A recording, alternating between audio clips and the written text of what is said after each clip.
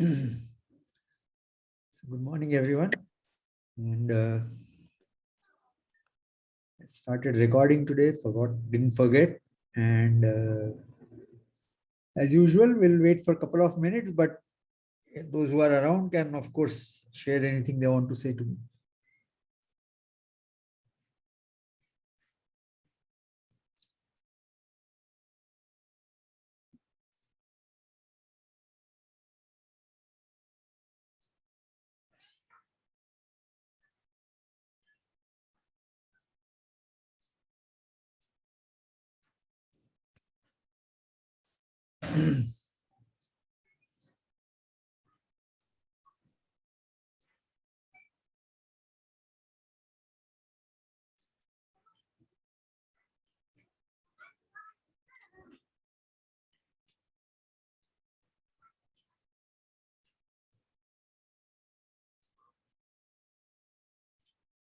I don't monitor as to who all are attending and who are not, but all I see is that enthusiasm has come down. Earlier, the number of attending was much larger. I hope today it will further grow up. Right now, it's only about 30.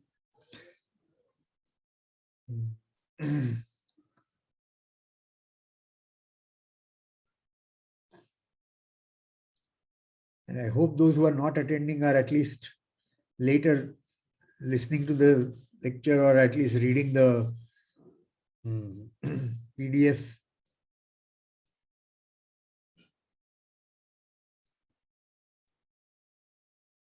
So if there is anything from the past that you would like me to revisit, we'll do that, or else I will resume with the new theme that I picked for today.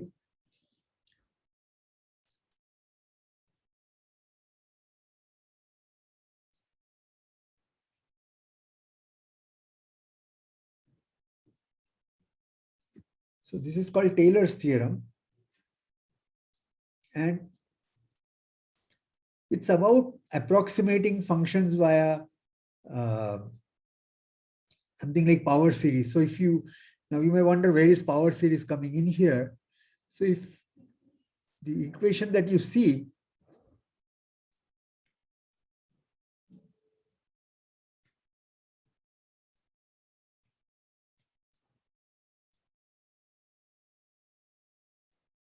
okay, here if you read this with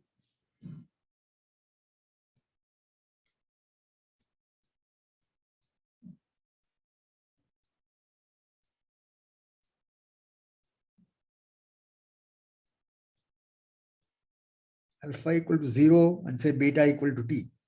So this will say f of t is equal to f0 plus summation k equal to 1 to n minus 1 kth derivative at 0 k factorial. So 0 is the fixed point and times t power k.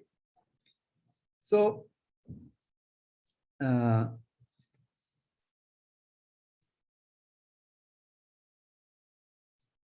so as it is, if you keep alpha as fixed and think of it as beta as the variable, then this is a power, this is a polynomial in beta.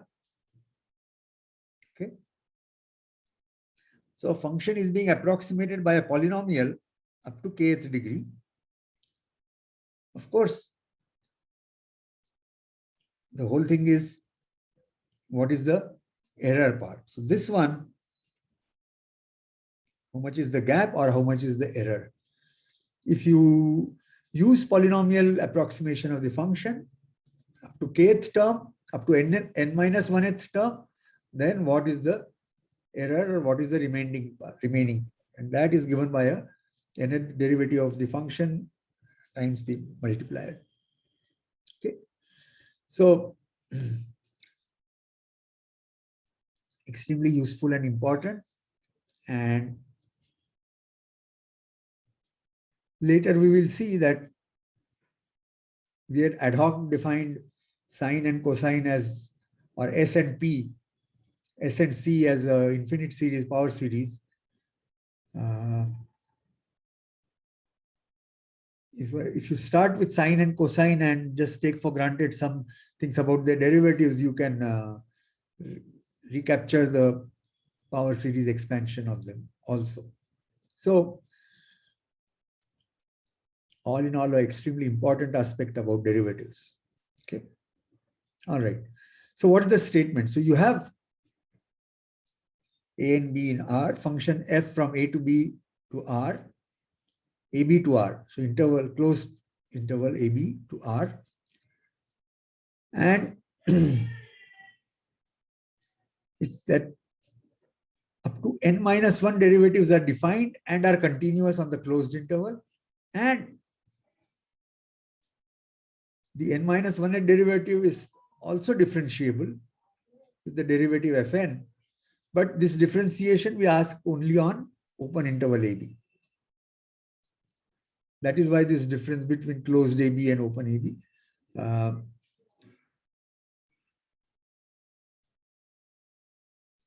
To begin with, it could have been AB is an open interval and then A to B is an open interval, and this is n times differentiable on AB. Okay. But now the point is for all alpha beta in A to B closed at A and B. So alpha equal to A and beta equal to B is also permitted. There exists a X between alpha and beta. So X belonging to alpha beta if alpha is less than beta, and X belonging to beta alpha if alpha is bigger than beta. So the n-fold approximation, n-fold n-1 term polynomial can be used to approximate the function, and the error part or the remaining part is also obtainable by the nth derivative of the function. So alpha equal to A and B are also allowed. Okay. Though the function is only n minus 1 times differentiable there, but only not nth differentiable there, but nth differentiable in the interval. Fn may exist only in the open interval A to B, but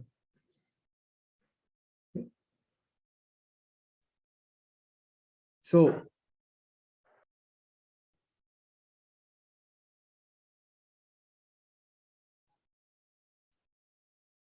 sir, could you repeat that last point? Yeah. So let's say if we try to read this with alpha equal to A and beta equal to B.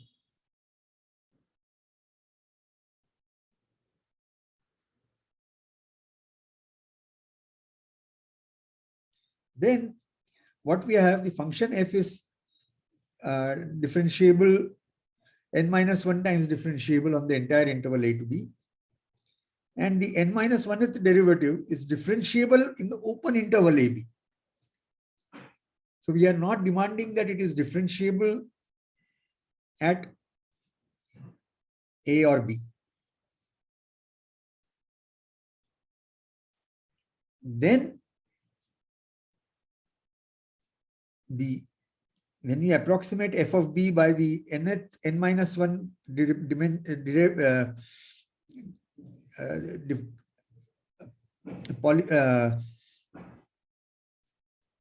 polynomial of n minus 1th degree with coefficients chosen appropriately, then the error term is given by the nth derivative of the function at the interior point from A to B times this approximate multipliers. So the fact that alpha equal to A and beta equal to B is also allowed is the important aspect. Okay.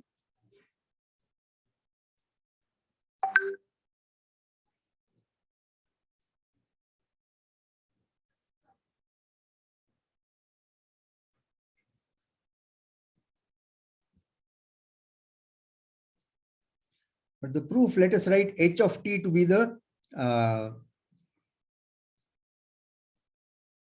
this part which is written in, which is highlighted in red here. Let's call that h, and instead of a fixed point beta, I'll write this as a function of t. H of t is f alpha plus exactly this. So at t equal to beta, it will be exactly this portion, the explainable portion.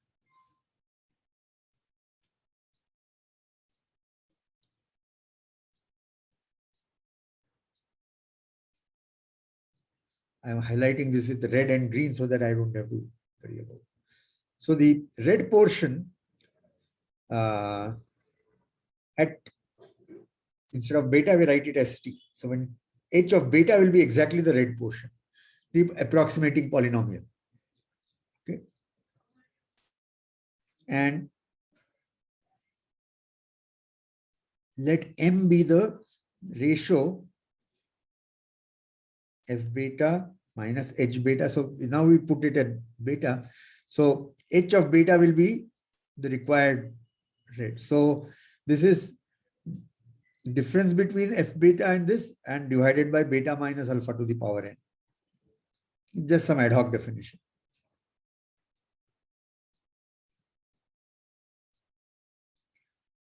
So that f beta is equal to h beta plus m times beta minus alpha to the power n. This is just definition of this constant m. Okay. By the way, this proof, including the notation, I have taken it exactly as in Rudin's book.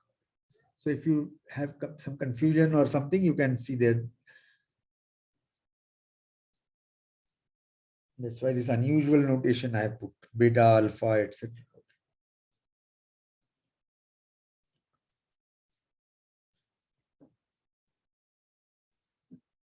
Now, let us take gt to be ft minus ht minus this m times beta minus alpha power n. So the purpose of this whole rigmarole is that, of course, at t equal to alpha, gt is 0 because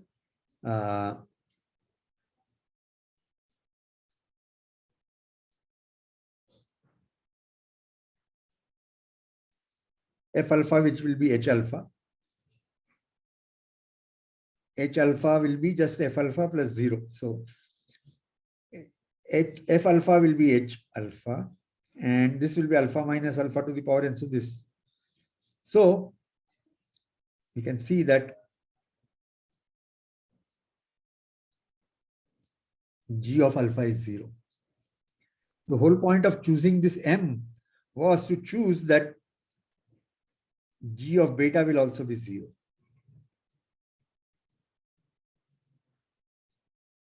Because that is how we chose m. Other way could be that let us write gt to be ft minus ht minus some constant times t minus alpha power n, where the constant is chosen so that g beta is 0.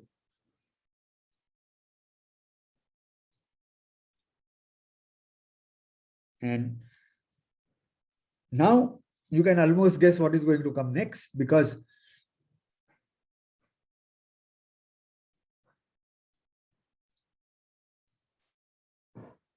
f is anyway given to be n times n minus 1 times differentiable, and the nth derivative also existing in the interior a to b.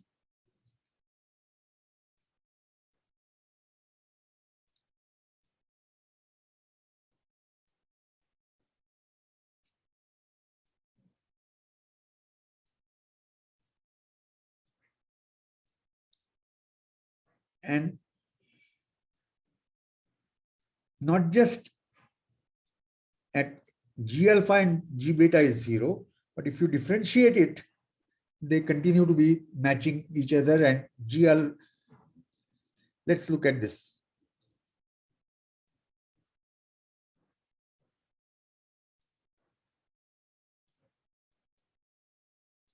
If you differentiate it at alpha,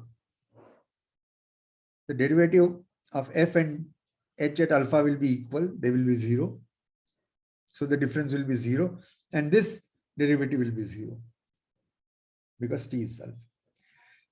And at beta, the derivative will be equal because the way the m has been chosen.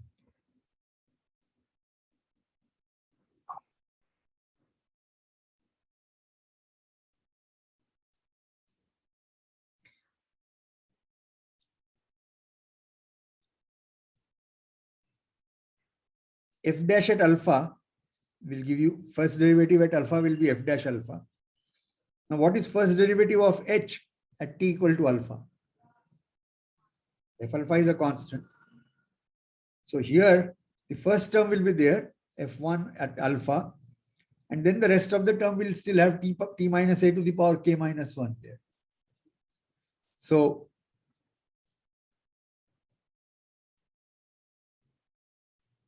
the F and H are such that their derivatives at alpha are equal for up to k minus 1, up to n minus 1.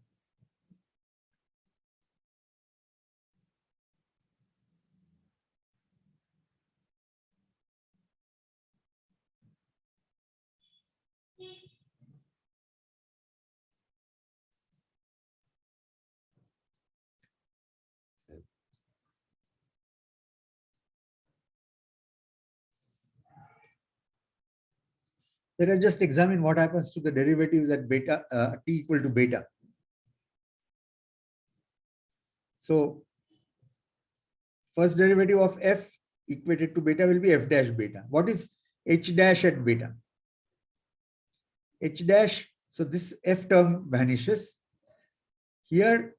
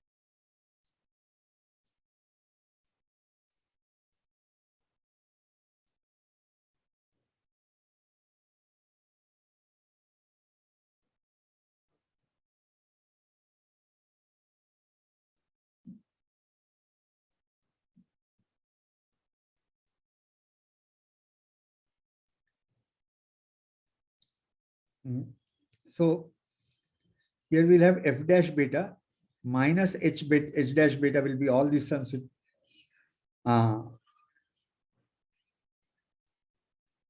And subtraction here, it will be minus m t minus alpha power n will give you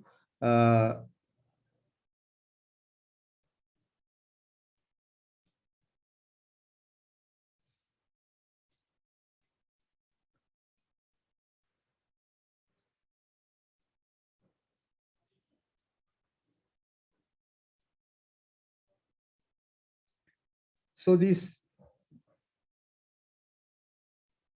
Sir, so in denominator, should it be k minus 1 factorial? Yes.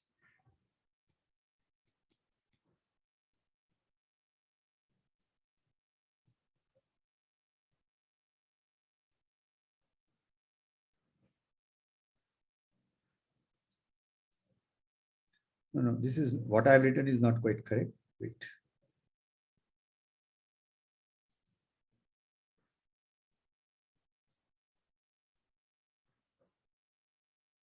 So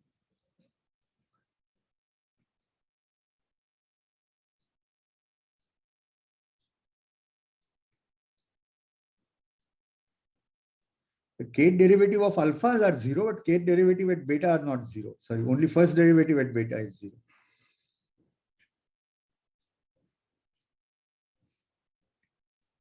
That's what I was getting confused, but I was reading it wrong. So all I'm claiming here is that construction, Fk alpha is 0 for every k between 1 and n, not including n. Also, nth derivative of g will be the nth derivative of f minus m n factorial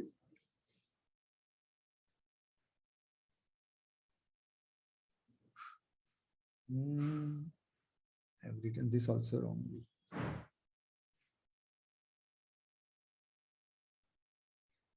This part has to be removed, yeah, because if you differentiate it once, it will be power n minus 1, and keep on differentiating, it will be just m n factorial.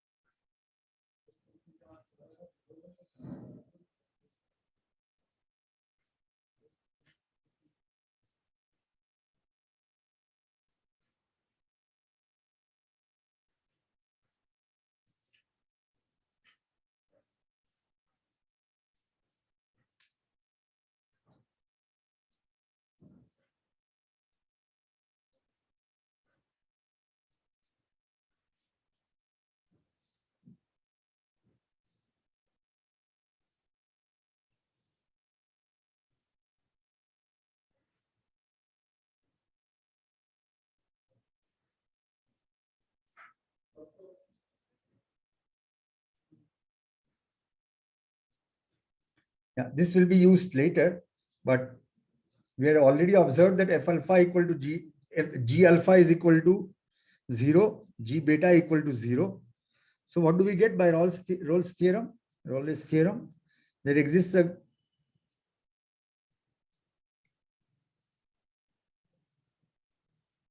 a gamma 1 in alpha to beta such that first derivative of g at alpha and first derivative of g at alpha 1 are 0.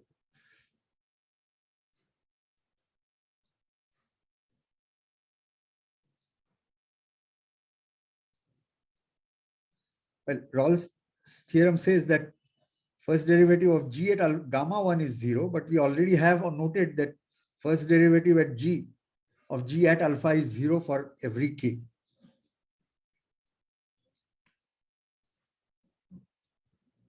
So by induction on k, we can show that for every k, we have a gamma k between alpha and alpha k minus 1, such that gk alpha equal to gk gamma k equal to 0.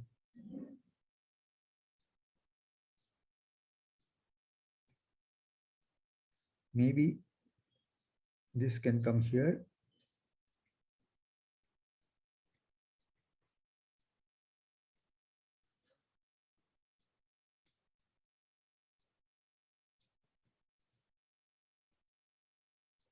So Rolle's theorem says that there is a gamma 1 such that g derivative of g at gamma 1 is 0. We have already noted that alpha g1 at alpha is 0. So now we apply Rolle's theorem to the point alpha and gamma 1. At both these points, the first derivative is 0. So there is an intermediate point at which the second derivative will be 0. Now, first derivative already we had noted is 0. Second derivative at alpha is already noted to be 0 and gamma 2. So there will be an intermediate point between alpha and gamma 2 such that the third derivative will be 0. And we can keep repeating till n minus 1 times. And finally, we will get that there is a gamma n at which the nth derivative is 0.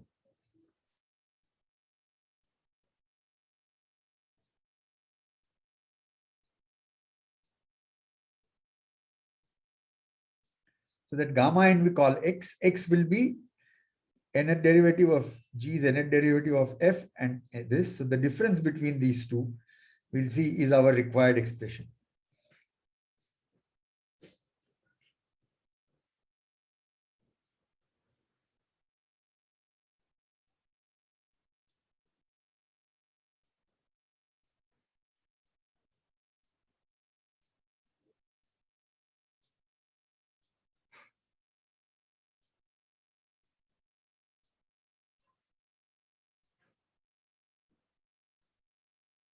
Sir, it should be gamma k, right?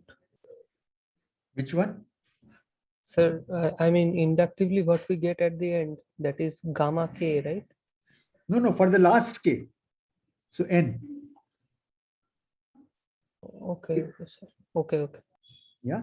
We'll do it for k equal to 1 to n. So the last induction will be between alpha and alpha n minus 1. So the output you will get will be alpha n. Okay, sir.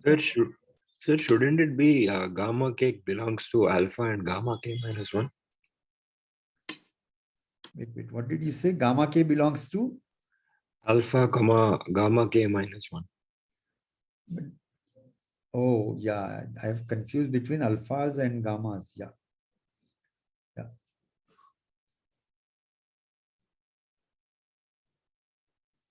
There is no alpha sub k minus 1. There is only gamma k minus 1.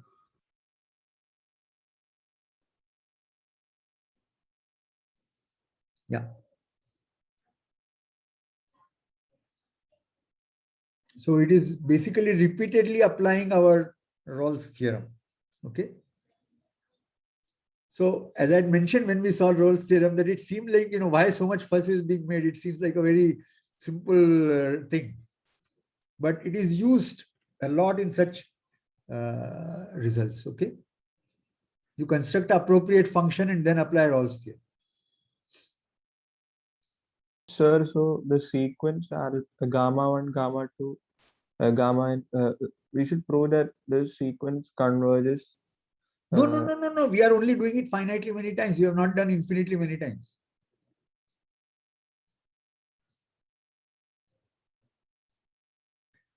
We have done it up to n. Oh, only up to n. Okay, sir. Okay. Yeah.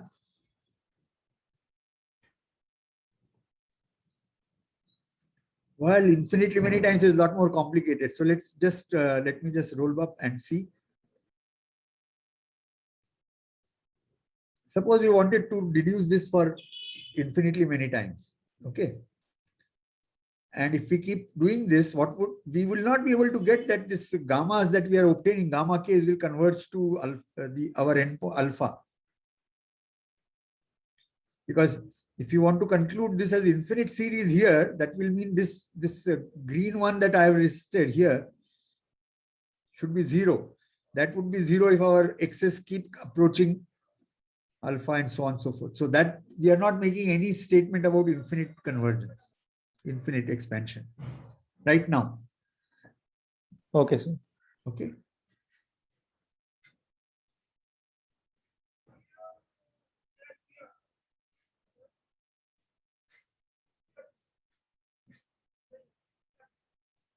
In fact, let us anticipate. I have not yet written here, but when can you claim that, let's say, the infinite series will be there? So, for example, I had mentioned that for sine and cosine, we can use this to get the infinite series.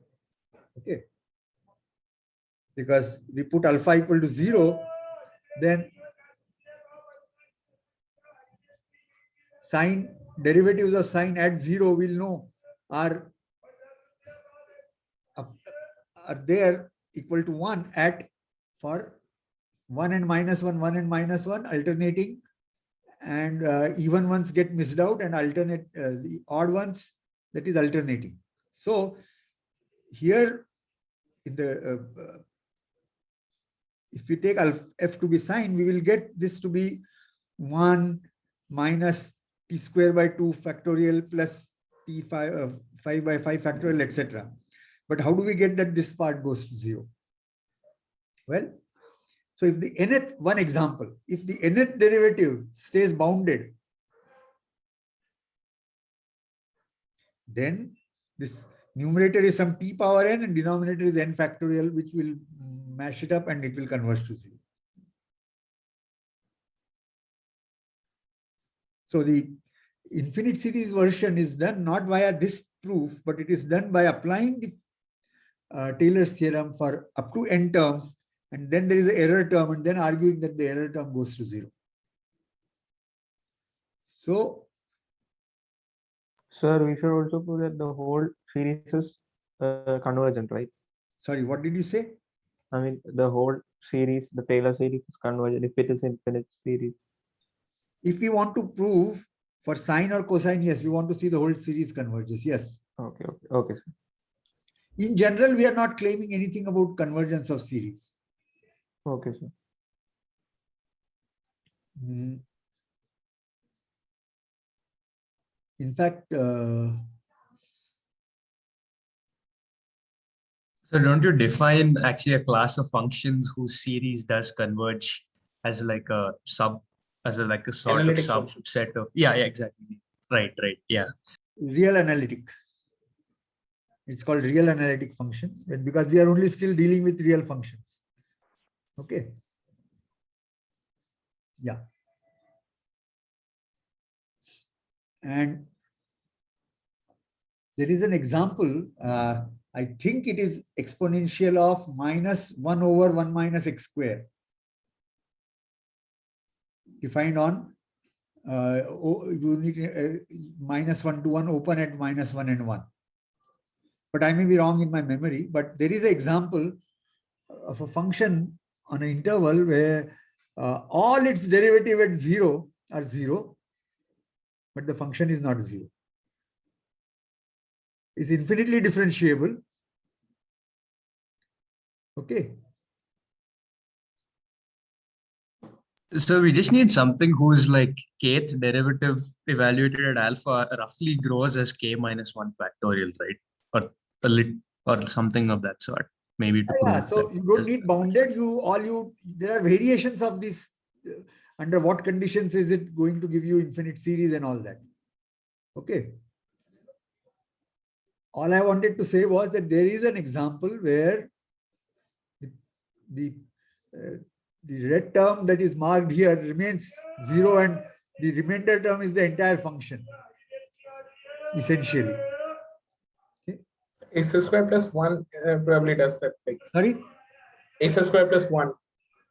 And derivative always 0, but the function itself is 0 at 0. Now, what is the function you said? Simple x squared plus 1. X squared plus 1. No. You meant it should have a 0 derivative at 0 and the function shouldn't vanish at 0, right? Yeah. All derivatives So are 0. yeah, a But squared 1 plus plus x 1 squared all is is. already a polynomial. Acha, okay. So I misinterpreted. Sorry. Yeah.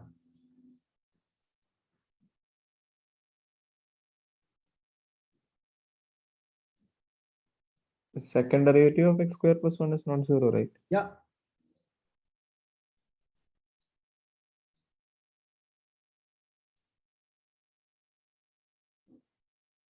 I think that function is correct. Exponential of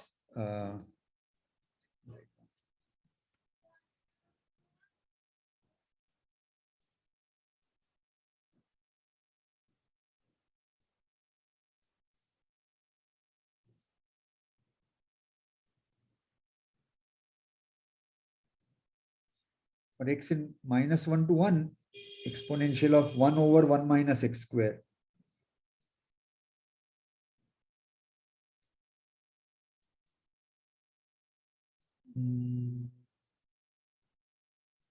But we can experiment with this. Otherwise, I'll look up and let you know which is the exact function later. But yeah, the point is that just because a function is infinitely differentiable doesn't guarantee that the infinite series will give you the function. That's the main point. You will always be able to experiment and you can always get the remainder term and then argue whether the remainder term is going to 0 or not.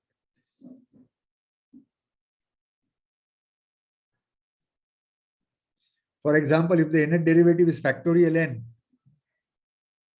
then nth derivative at x divided by factorial n is not going to 0. So if this is just equal to x times factorial n, nth derivative, x or some other function, non-vanishing function, etc. So,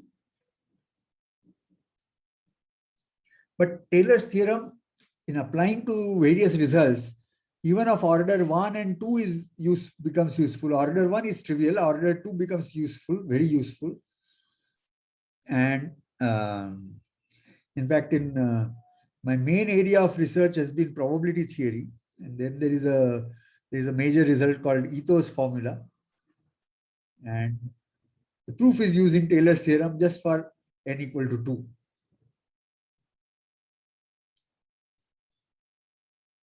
In this thing, n equal to 3, because I want Taylor expansion up to 2 terms. So this red thing is also called Taylor expansion up to n minus 1 terms. Taylor expansion of the function up to n minus 1 terms along with the error term.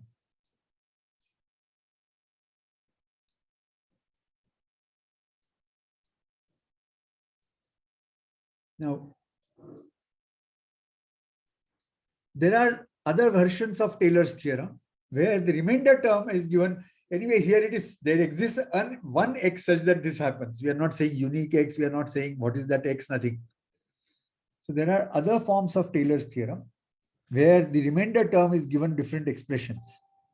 And depending on the context where you are applying it may be useful, something may be more useful than the other. And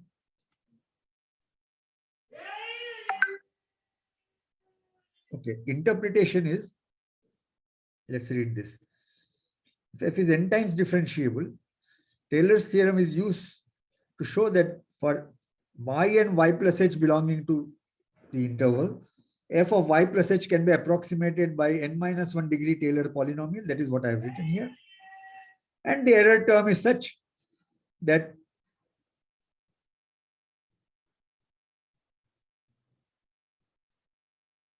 error term is given by this approximation. So error term goes to 0 at a faster rate.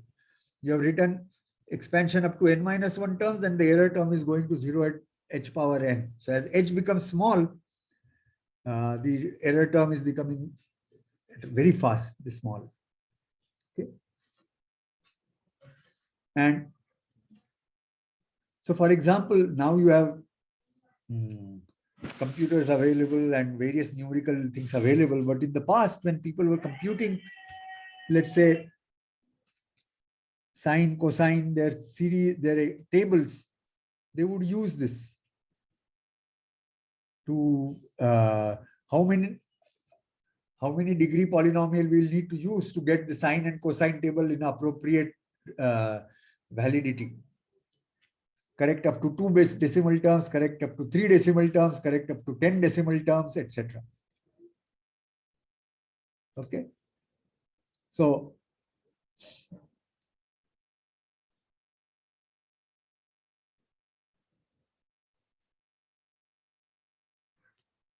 Taylor polynomial and the error term going to 0. So if the nth thing is continuous, then we will get that f yh is going to 0 faster than h power n. But since our assumption did not say anything about differentiability of closed A and B, this is not guaranteed by what has been put in the statement, because the nth derivative may not even exist at alpha at A and B. So we can't say the supremum of the function at AB.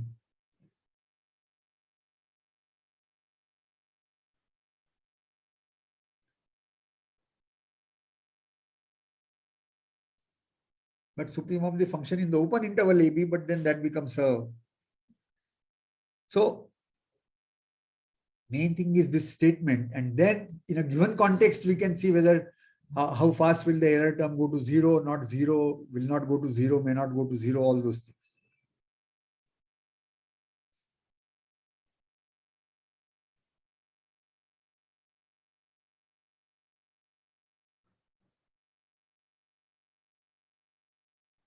Indeed, here already we have overkill.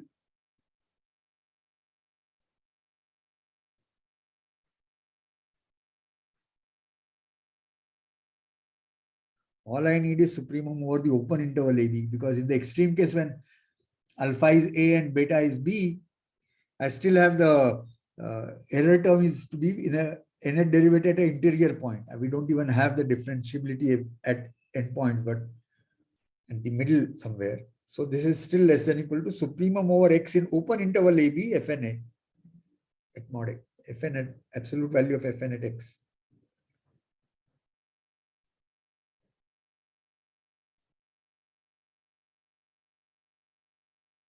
Now, here is yet another version which is there in some books, but not in not very popular version in. So for example, Rudin doesn't have this version.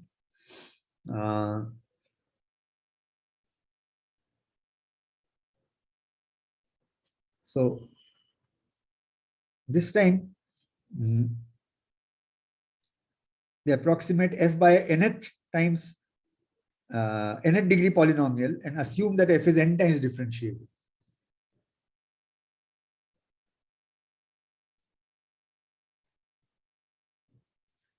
So suppose if I add here f1, f2, fn minus 1, fn are defined and are continuous on closed interval AB. And I want to add here k equal to 1 to n, the same term. Even then, the remainder term still can be controlled. That's the point. So, in fact, because of the way the books are written, often people think that if you want Taylor expansion up to n terms, if you want Taylor expansion up to 7 terms, you want the function to be differentiable 8 times. No. That is what I will show you by explaining the other version.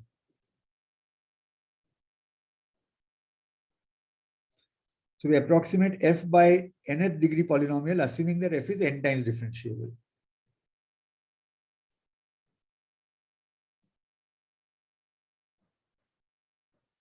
And it doesn't have to be closed interval, open interval, any smaller interval will also do, but just for the heck of it, I'm writing this with function from R to R. And it is n times differentiable on the entire real line. Then, for both y and h real numbers, let the nth degree Taylor polynomial be given by this. Pn yh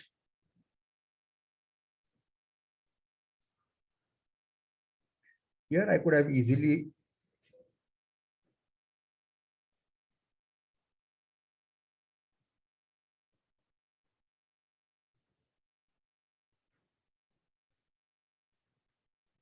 this also can be done.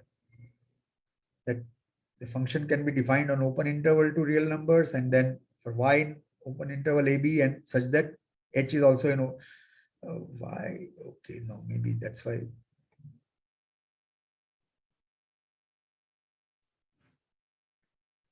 Y and y plus h both are in open interval AB. That is the demand needed. But just to simplify the expression and statements, it's just easy to look at the entire real number. So this is the nth degree Taylor polynomial. Earlier we had n minus 1th degree Taylor polynomial. I have now put it to n degree and I have given it a name. Pn yh is the nth degree Taylor polynomial at y. Okay. And h is the deviation. So the error of approximation RYH. So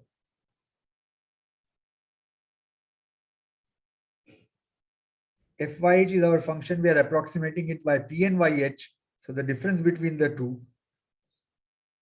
divided by h power n.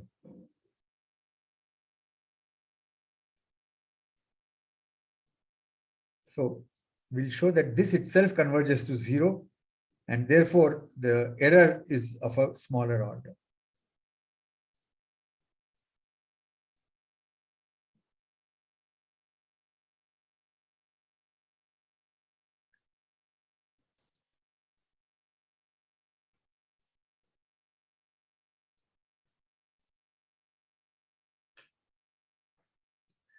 This would trivially follow from our earlier theorem. If our function there, we take it as n plus 1 times differentiable, then it is all there.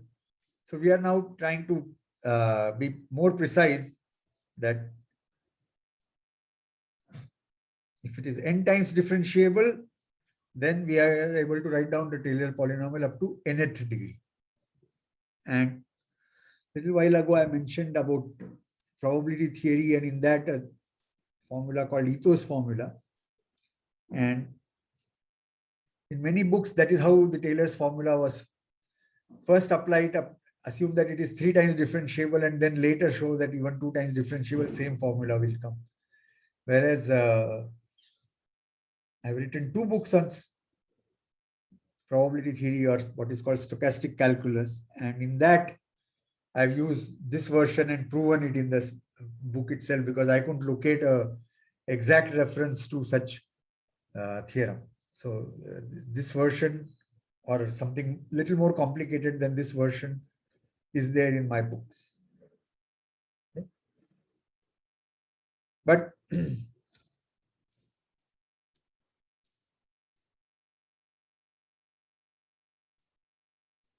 and the conclusion, as was needed in probability, I'm writing it in that way here, that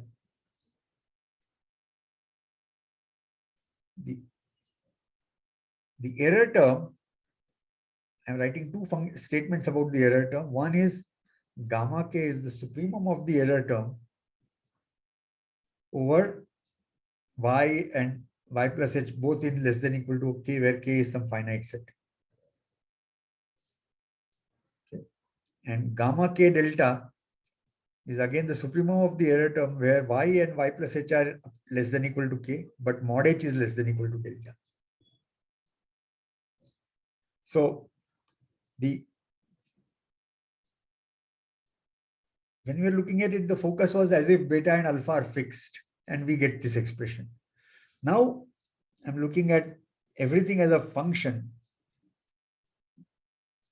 The f is a function, of course. My polynomial is also a function. The error thing is also a function. And apart from the argument y, we get hold of another h, because we are taking difference with a factor h. Y and y plus h we are comparing. So this one is saying that this function of y and h, firstly, is bounded where y and y plus h are in less than equal to k, and y and y plus h less than equal to k, and h less than equal to delta.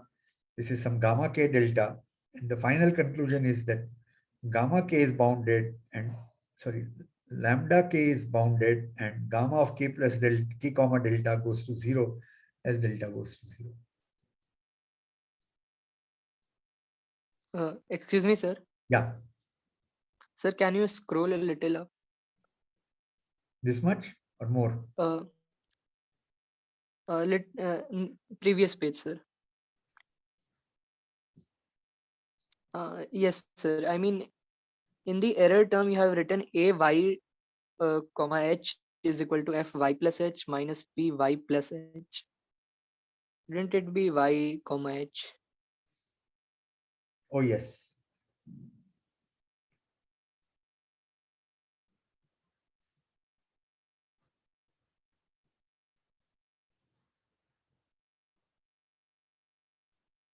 Yes. Correct.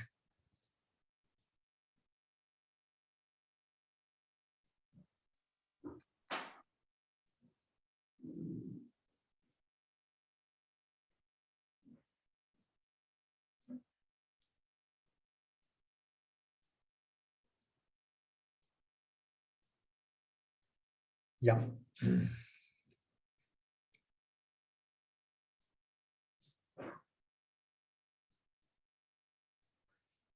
So one more difference in the version that we first proved, where we are taking Taylor polynomial up to n minus 1 term, the error is kind of, if our derivatives are bounded, then the error is going to 0 as h power n.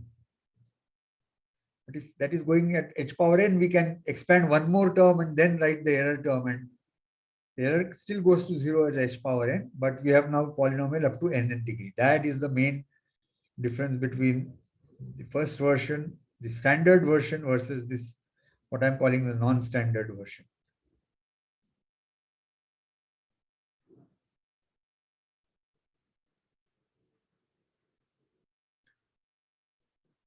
We take Taylor polynomial up to n terms.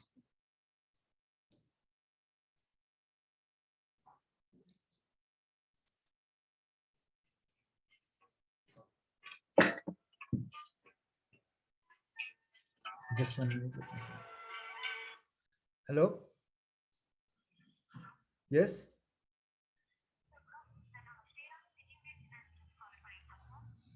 Can you call at 12 o'clock? I am teaching right now. Okay? Yeah. 12 o'clock. 12 o'clock. 12 o'clock.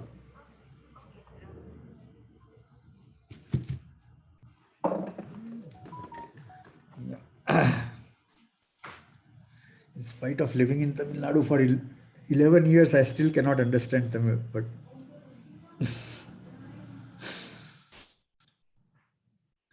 for only 6 years in Calcutta, I understand and speak Bengali.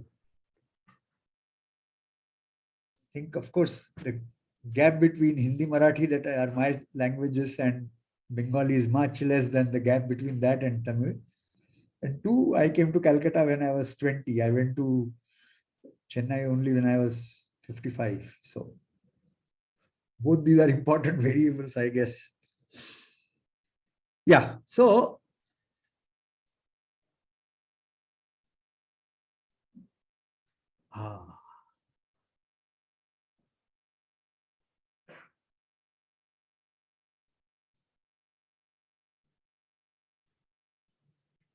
yeah, so in the chat box, the two examples. So my memory was slightly wrong. Shomil has given the function e power minus 1 over x square, and you do the expansion at 0, or e power minus 1 over x for x positive and x equal to 0 for x less than 0. Okay.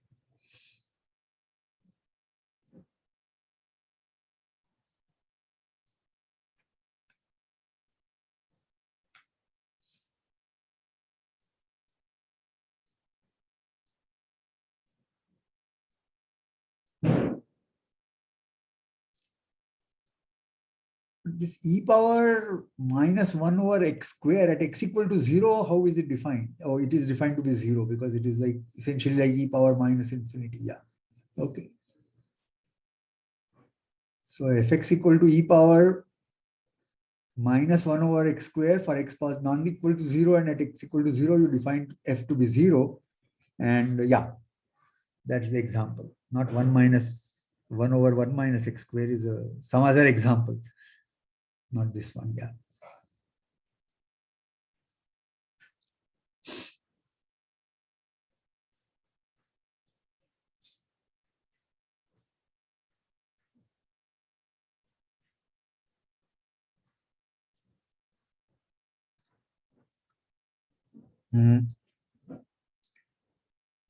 So let's go to the proof of this version, where the error part term is shown to be completely bounded on this entire minus k to k and goes to 0 as delta goes to 0. Okay.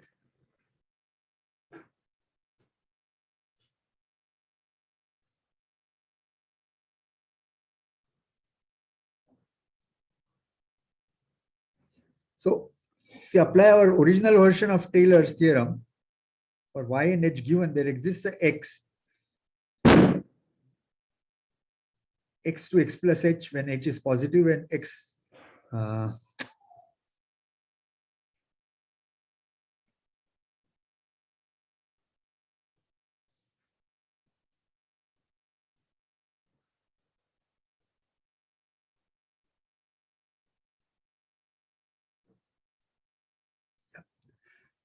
if you are given y and h, then for x in y to y plus h, if h is positive, and x in y plus h to y if h is negative, such that f of y plus h minus p n y h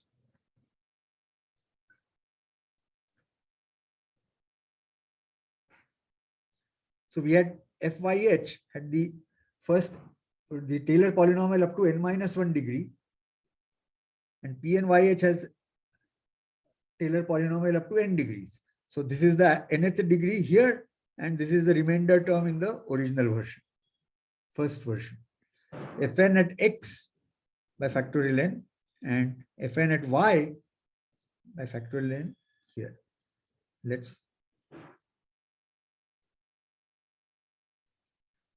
So the error term, if you take x to be h, it will be just the nth degree, nth, or it will be, you can plug it in here, right? Fn h by beta minus alpha power n by factorial n. It will be just the nth degree. So if you add here nth degree and subtract here nth degree, that is what we have got now.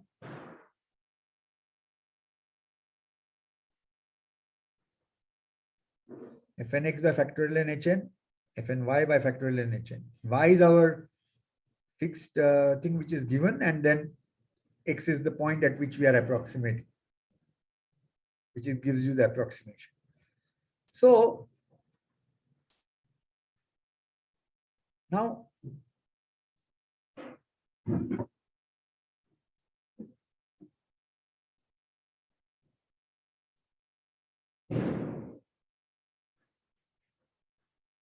the nth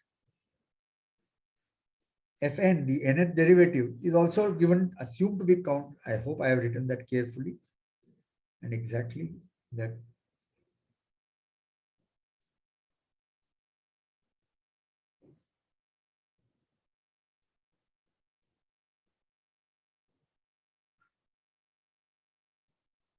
N times continuously differentiable on R.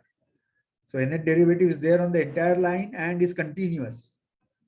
I'm miswriting that. So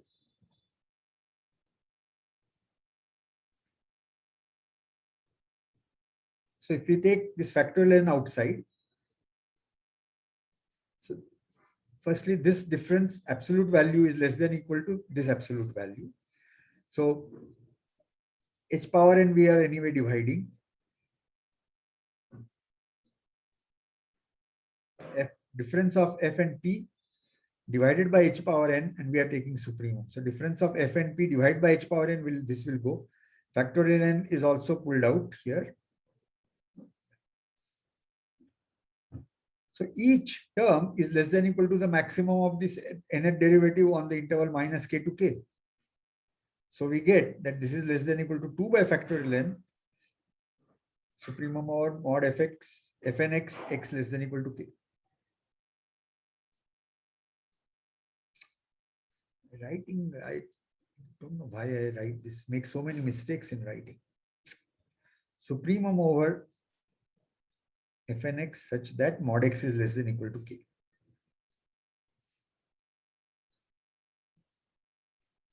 Supremum of the function fn on the interval minus k to k. So both fnx will be less than equal to that and fny will be less than equal to that. So we will get 2 times factorial n. Since fn is continuous, we will get that this gamma k lambda k is finite.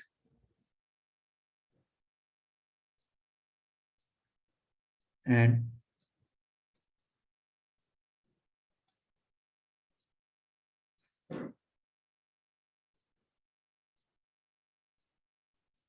when we get gamma k delta, it is less than equal to the same supremum. This time we take factorial n out, and now we have got fnx minus fny. But both xy are less than equal to h.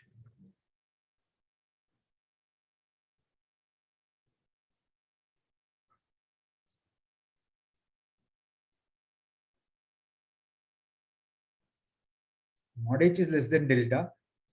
So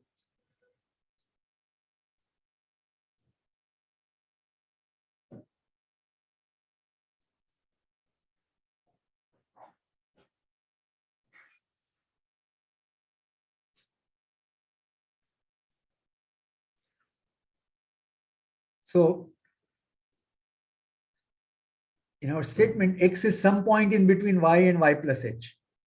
So, and if the distance between,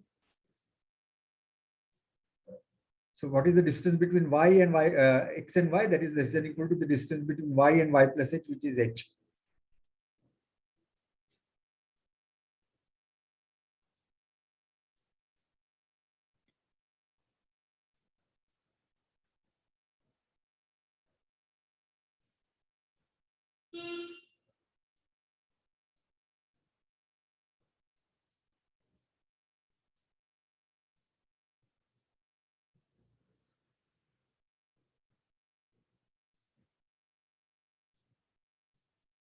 So x is either in y to y plus h or y minus h. I mean x plus h, y plus h, and y. So by just the statement, it is clear that distance between y minus h, x is less than or equal to mod h. So if mod h is less than or equal to delta, so will be y minus x.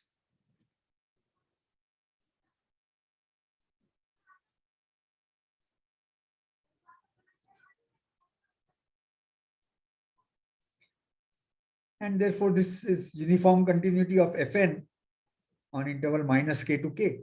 It follows that this gamma k delta goes to 0.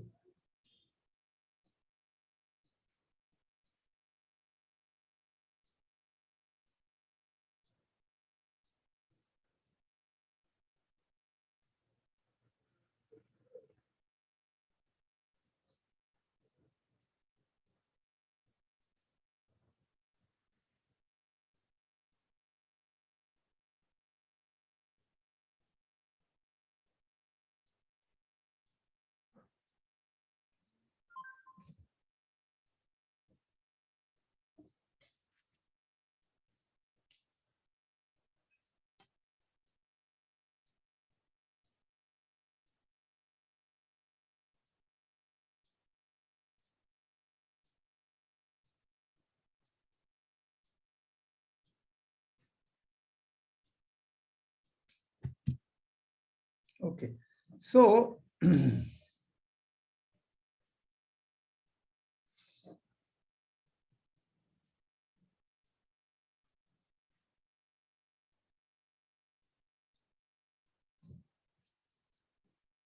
this auxiliary version with k and delta that I gave is not so important. It's just to explain to you that there are variations. There is no additional proof. It is we have nth degree.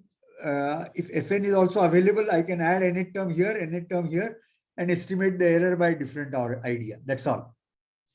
Okay. Okay, sir. The other important version of Taylor's theorem will come after we do integration and do the fundamental theorem of calculus or fundamental theorem of integral calculus, where the derivative and integration are connected, and then this will be become useful, that this is integral of the derivative.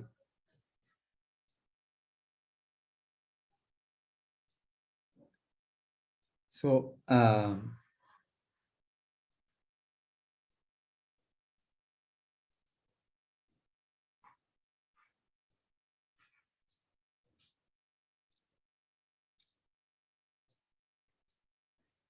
any questions about this version of Taylor's theorem?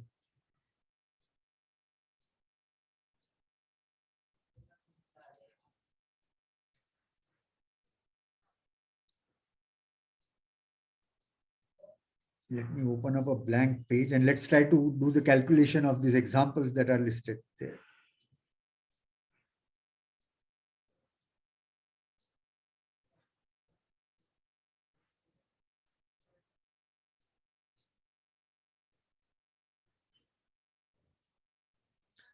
So the proposed one was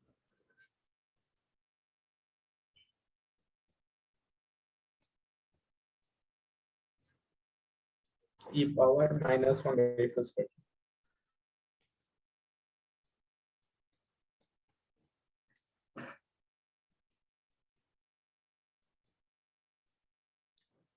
so let's try to compute what is derivative of f.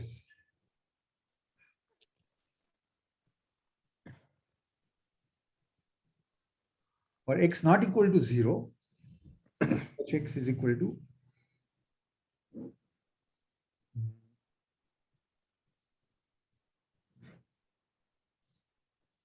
minus 1 over x squared will give you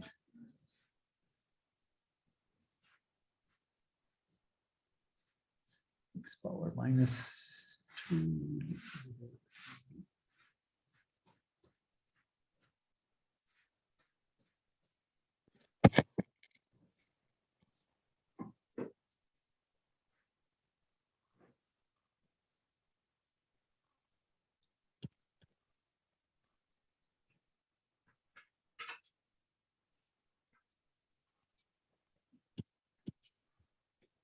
I'm just using auxiliary notation.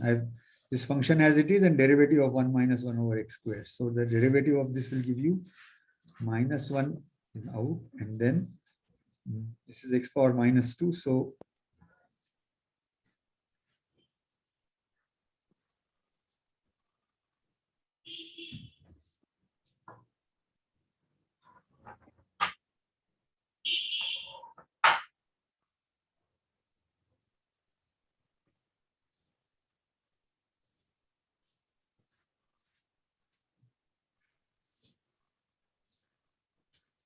and f dash at 0, you have to look at exponential 1 over square minus 0 divided by x as x goes to 0. This is what we want to take. So this e power minus x square, this is converges to, this is so fast that this division by x will also become 0. So for all x not equal to 0, we can compute the derivatives and they will get messy. Okay. But this e power minus 1 over x square is such a powerful term, going to 0 so fast that any powers of here appearing will also get vanished. Denominator will be x cubed. Sorry? Denominator will be x cubed, right? Derivative of minus 1 by x squared.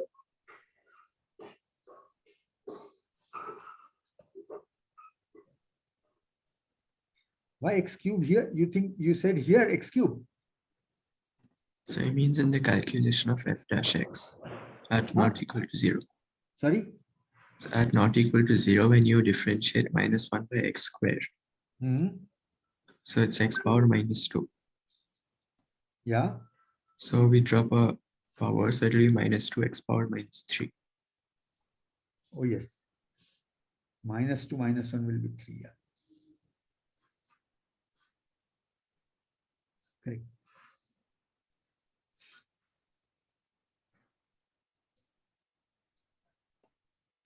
So the exponential term as well. Sorry? So the exponential term will also be there, right? So this times, I just wrote this expression, but times e power that is there. Okay, yes.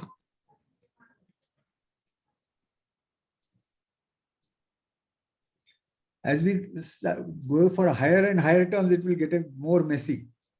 But this is an example where it is differentiable for all, and the derivatives remain 0 throughout. So the Taylor polynomial is identically 0 no matter how far you go. And therefore, infinite Taylor expansion for this function is not possible.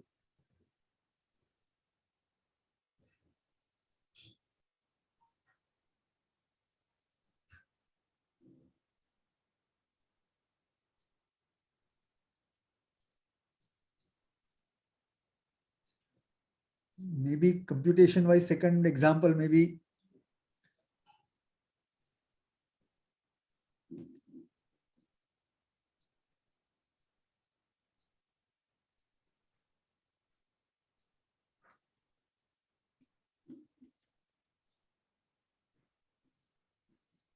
this computationally maybe little easier, but gives the same effect.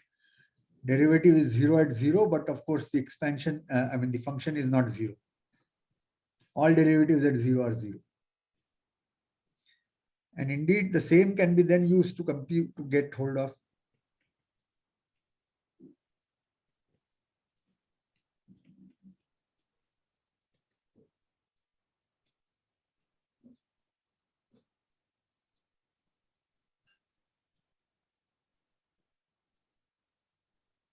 So the purpose of these examples is that just because it is infinitely differentiable, we can't hope that the Taylor expansion is going to give you the approximation. Okay, that's the purpose. And there could be other ways of getting something about when does the infinite expansion work, but the simplest way is do the nth order approximation and argue whether the error term is going to 0 or not. Okay, that is the best way to do.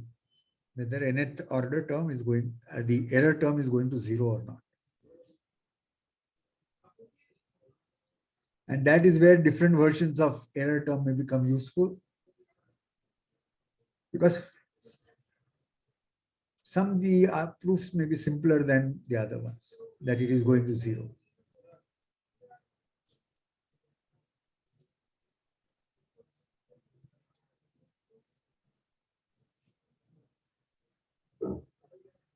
So let me try to take a recall of what theorems on differentiation we have proven.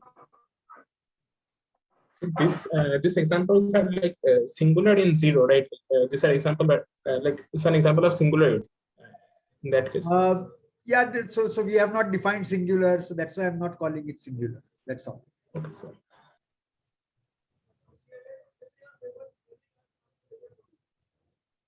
So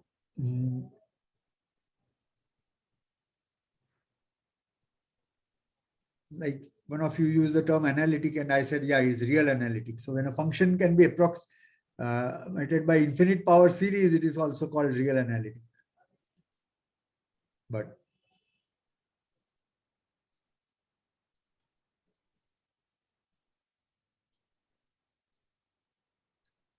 singular, I don't know what is the exactly singular means. I know so many cases where that phrase is used, but exact definition of what do we mean by singular function or singularity of a function, maybe different contexts may have different meanings.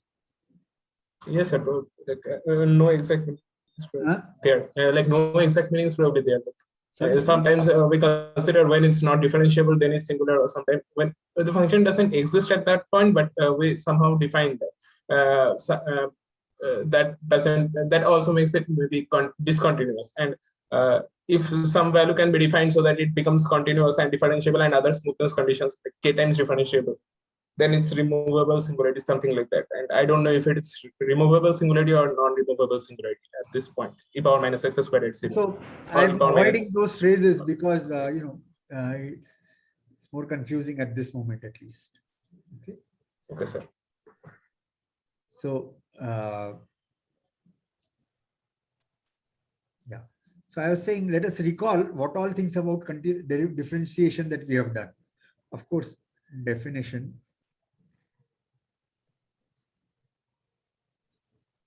derivative, definition of derivative, then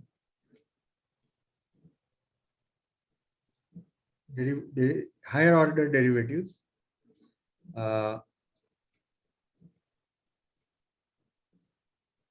Rawls theorem, mean value theorem, generalized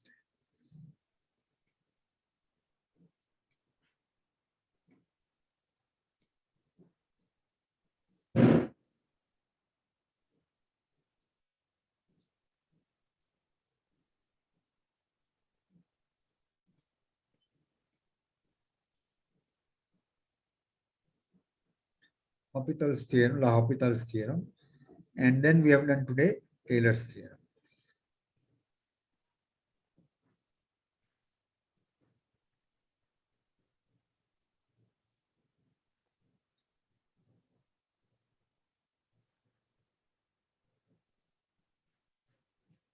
Yeah, time is up. Then those who have a class, I guess all of you have a class, you can leave soon. But if you remember something else in this list, let me know. I don't think so. We have done basically these results.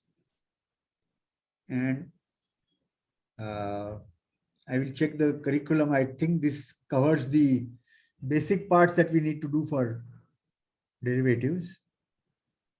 Some more examples maybe we need to do. If you come across some examples that we need to discuss, let me know. Tomorrow, we'll have a class for a shorter time. I have a meeting.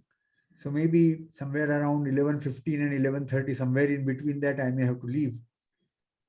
So we'll have a early closure tomorrow.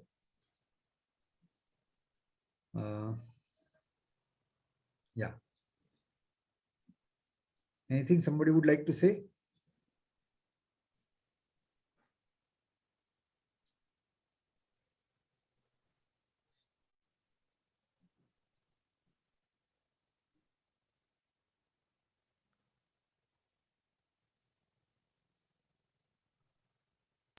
Thank you, sir. Yeah. Okay. Thank you, sir. Thank you, sir. Yeah. Thank you, sir.